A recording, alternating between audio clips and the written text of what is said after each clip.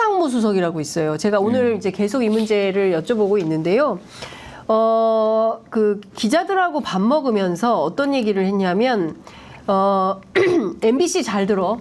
MBC 잘 들어라고 얘기를 하고, 1988년에, 이른바, 정보사, 군인이 그 정부 비판했던 그 기자를 향해서 회칼로 출근하는 기자의 다리를 2번 찔러가지고 화를 입힌. 그러니까 이재명 대표가 칼침 테러 맞은 것과 같은 이제 그런 상황을 겪었는데요. 이 문제에 대해서 어떻게 보세요? 이런 말을 막 해도 됩니까? 이분 그냥 계속 그 지위를 유지하고 있는 게 맞습니까? 아니 이게 무슨 조폭 정권도 아니고 어떻게 네. 이런 얘기를 하나 모르겠어요. 이게 소위 그 네. 회칼 사시미 칼로 이게 찔렀다는 얘기를 그러니까요. 저는 상식적으로 납득이 안 되고 이 지금 이 정부의 성격을 그대로 보여주는 거 아닌가 싶어요. 그러니까 아무도 내 말 거역하지 말고 내가 듣기 싫은 소리 하지 마. 입틀막. 네. 가만 안 둬. 이거잖아요. 네. 아니 이거는 우리 정치가 20년이 아니고 제가 보기엔 거의 5, 60년은 전후로. 후퇴한 것 같아요. 이 아주 비상식적인 발언이라고 저는 생각을 하고 고위 공직자로서의 자격이 없는 거죠. 사실은 이런 말을 한다는 것 자체가 네. 공직에 대한 개념 자체가 없는 거예요. 네. 뭐 입틀막 정권의 본질이고 한데 한편으로 생각하면 한국 사회에 정의로운 기자는 존재하는가라는 역질문도 같이 드리고 싶어요. 박정희 독재 정권 때 이 해직당하면서 싸웠던 전두환 정권 때 광고도 못하고 싸웠던 이런 이 언론사들을 생각한다면은 지금의 이 우리 언론인들도 직업으로서의 언론인이 아니라 사명감을 가진 사회적 공기로서의 언론에 대해서 한번 생각해 보셔야 되지 않나 그런 생각도 하고 싶어요. 그게 무슨 말씀이신지 잘 모르겠는데 언론인들의 문제하고 회칼 테러하고 무슨 상관일까? 아니 그러니까 그런 기사를 많이 써야지 안 쓰고 있잖아 지금. 기사 많이 써서 기사가 나왔어요. 기사가 나와서 저희들이 제가 보도하고 봤을 때 이 있는 정도 거죠. 기사면은 그분 그 잘라라 갈 정도로 난리 쳐야 되는데. 네. 아니 양이 절대적으로 부족해요. 네, 뭐 자르라는 얘기를 지금 더불어민주당 김한규 의원이 페이스북에 글을 써서 비판을 하고 있습니다. 그리고 관련된 언론 보도는 많이 나오고 있고요. 이준석 대표는 극우 유튜브가 국정 운영의 기조냐 이제 이렇게 비판을 하고 있습니다. 어쨌든 그 비판 언론 제가 물리기는 사실은 바이든 날리면 이 땡땡 저 땡땡 이때부터 시작이 됐고 그때에도 MBC 기자를 전용기에 탑승을 못하게 해서 논란이 크게 일었었죠. 그런데 이제는 그 대놓고 특정 방송사를 거론하면서 잘 들으라고 사실 이거는 협박 아닙니까? 이거 겁박죄에 해당하는 거 아닌가요? 제가 늘 말씀드립니다만 예. 제발 좀 상식의 정치로 돌아왔으면 복원해야 좋겠어요. 된다. 예. 너무 비상식적이에요. 지금 벌어지고 있는 일들은. 네. 하여튼 있을 수 없는 일이 계속 벌어지고 있습니다. 자, 이종섭 리스크 좀 여쭤볼게요. 국민의힘에서는 별로 문제 아니다. 언제든지 수사 들어와서 받으라면 받을 것이다. 뭐가 문제라고 이렇게 난리냐라고 주장하고 있습니다. 어떻게 보십니까? 아니 그렇게 문제가 없으면 왜? 벽에도 안 맞는 호주 대사를 왜 그렇게 보내냐. 급하게 네. 내보냈어요. 그 신임장도 사본을 들고 갔다면서요. 그런 법이 어디 있어요? 저는 대사가 부임하면서 아그레망 사본 들고 갔다는 얘기는 이번에 처음 들어봤어요. 그러니까요. 예. 아니 이게 가능해요?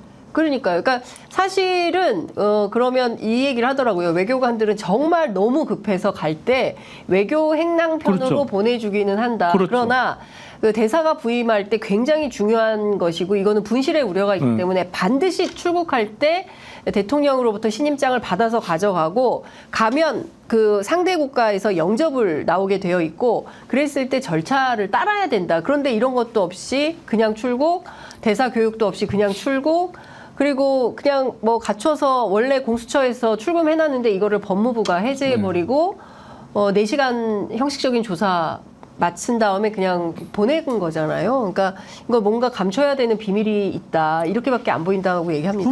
결국 윤석열 대통령이죠.